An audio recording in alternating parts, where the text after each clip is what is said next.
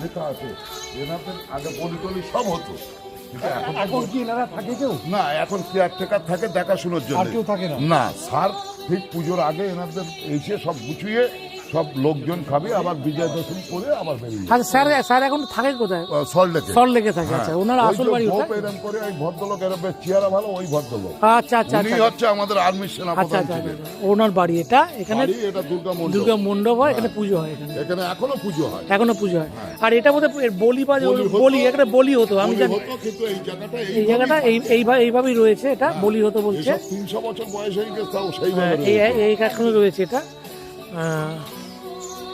এখানে বলি হতো, এখন হচ্ছে না, কিন্তু চারধার দিয়ে ঘিরে রাখা হয়েছে এটা। আচ্ছা, কোনটা করেছে দেখেন, মৌসুমী চট্টোপাধ্যায় কোনটা শুটিং করেছেন বাংলা সিনেমার দেখেন। এই গলিতে দেখেন, আমাদের পুরো বাসের লোক আসেনি, আমরা